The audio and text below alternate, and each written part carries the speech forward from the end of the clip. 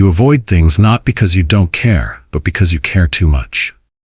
You start projects and abandon them before they can abandon you. You dream in private and dim yourself in public. You carry a gallery of unfinished paintings, half-written stories, ideas that never left your head. Not because you lack talent, but because somewhere, long ago, you learned that trying and failing is more dangerous than never trying at all. The fear lives in your chest like a held breath. It whispers in the moments before you hit send, before you raise your hand, before you let someone see what you've created. It tells you that imperfection is exposure, that mistakes are evidence, that failure doesn't just mean you failed, it means you are failure, fundamentally, irreversibly. And you know, on some level, that this fear is irrational. But knowing doesn't make it quiet.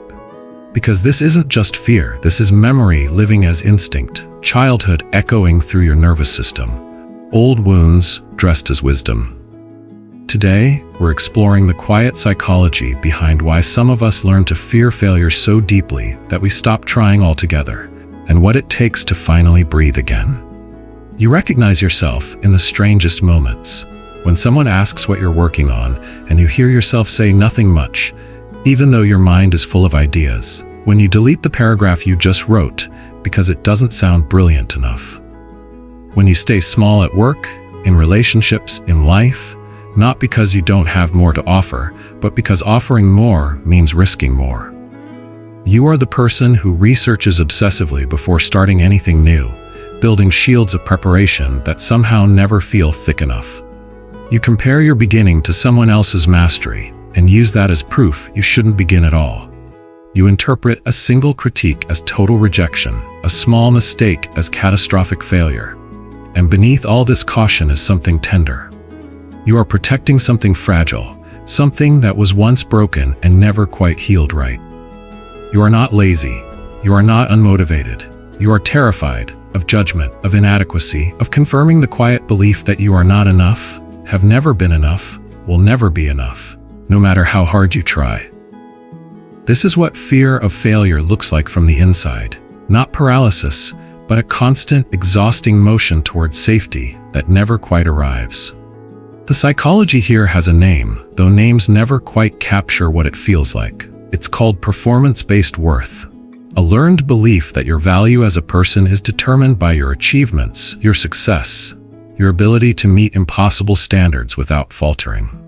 This belief doesn't form in a vacuum. It forms in childhood, in homes where love felt conditional, where approval had to be earned, where being good enough required being exceptional. Perhaps your parents meant well. They praised you for grades, for trophies, for being the best. But beneath that praise was an unspoken message. You are valuable when you succeed. What happens when you don't? Or perhaps it was harsher than that. Perhaps failure was met with disappointment that felt like withdrawal of love.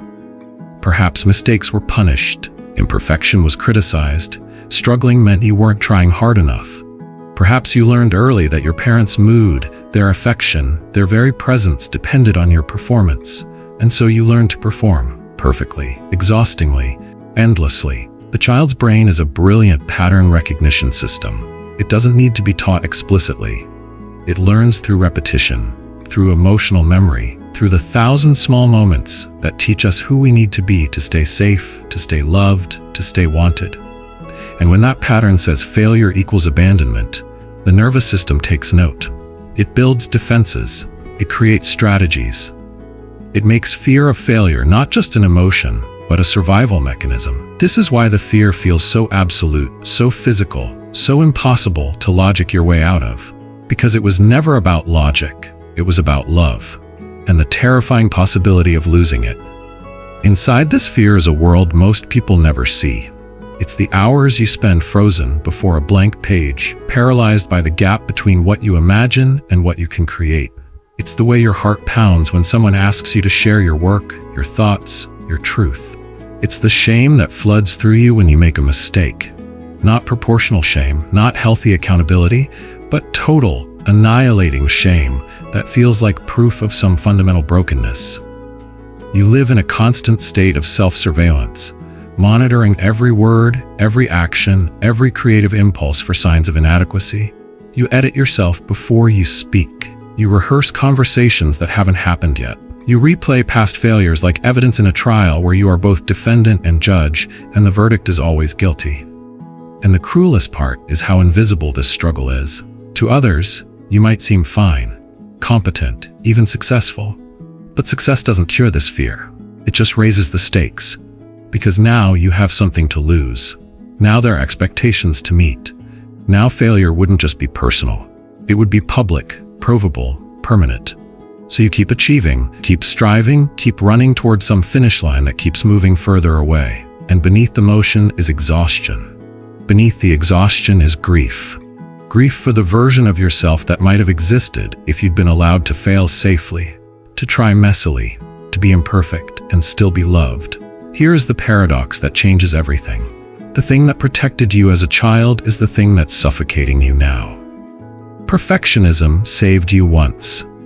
It kept you safe in an environment where mistakes had consequences you couldn't afford. It earned you the approval you needed to survive, the love that felt conditional, the worth that had to be proven daily.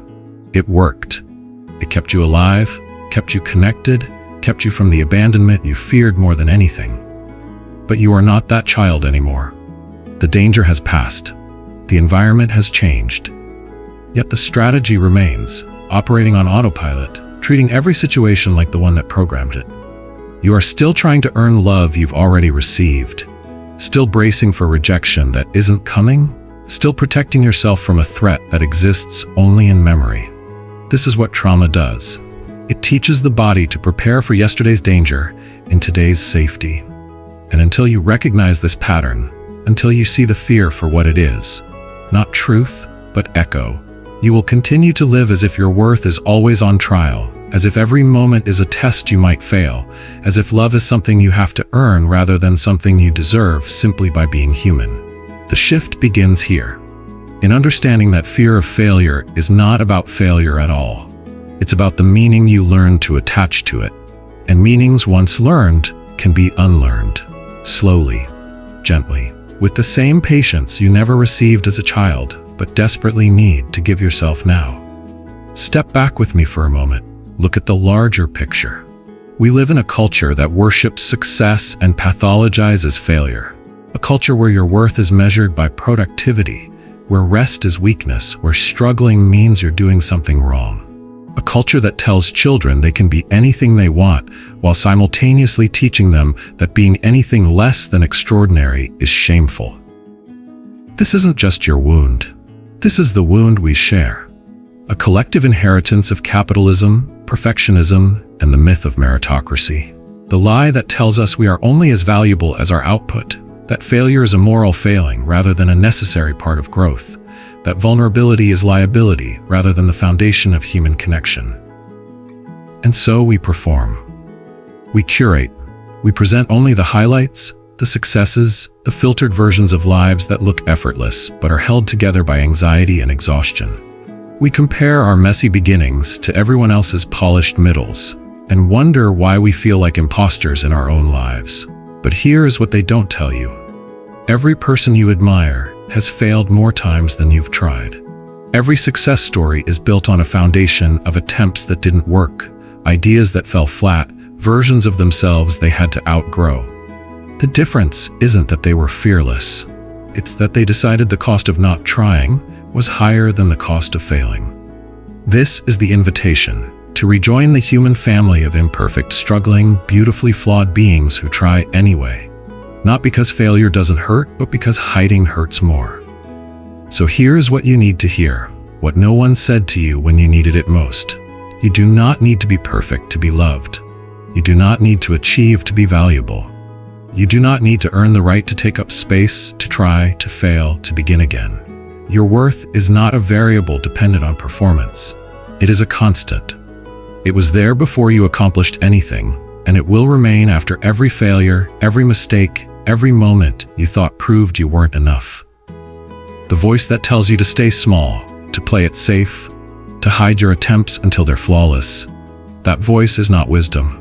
It's fear wearing the mask of protection, and you can thank it for trying to keep you safe while gently, firmly setting it aside. You are allowed to be a beginner. You are allowed to be mediocre. You are allowed to try something and discover you're not naturally talented at it, and to keep trying anyway, not because you'll master it, but because the trying itself is valuable. Because growth happens in the gap between where you are and where you want to be. Because failure is not the opposite of success, it's the prerequisite. This is the gentle rebellion, to create imperfectly, to risk publicly, to fail without it destroying you, to treat mistakes as data rather than indictment, to offer yourself the compassion you've been withholding while demanding it from no one else. And so we return to the beginning, but something has shifted. You still feel the fear. It hasn't disappeared, hasn't been cured, hasn't transformed into confidence overnight. But now there's space around it. Now you can see it for what it is. Not truth, but old programming. Not prophecy, but memory. The child who learned that love was conditional still lives inside you. But so does the adult who can choose differently. Who can decide that even if failure once meant abandonment, it doesn't have to mean that now. Who can look at that terrified child and say, I've got you. You're safe. You can try. And if you fail, I will still be here. You will still be whole. This is the transformation. Not from fear to fearlessness, but from fear as prison to fear as information. It still speaks, but it no longer controls. You feel it, acknowledge it, and act anyway. Not because the fear is gone, but because you've decided that living authentically is worth the risk of living imperfectly. The paintings get finished now, even when they're flawed. The words get written, even when they're rough. The hand gets raised, the idea gets shared, the dream gets attempted. Not because success is guaranteed, but because trying has become more important than protecting yourself from the possibility of failure. You are still afraid, but you are no longer frozen, and that makes all the difference. Because healing doesn't always announce itself with revelation. Sometimes it arrives quietly, in the moment you share something you made, even though it's not perfect. In the moment you make a mistake and realize you're still breathing, still worthy, still whole. Sometimes healing sounds like permission to be human, to be flawed, to be enough exactly as you are, striving, stumbling, trying again. Your childhood taught you to fear failure, but your present can teach you something else. That failure is not the end of your worth, but the beginning of your courage. And maybe that's the truth you were searching for all along. Not that you'll never fail, but that even when you do, you'll still be here. Still worthy, still learning, still beautifully, impossibly, courageously human.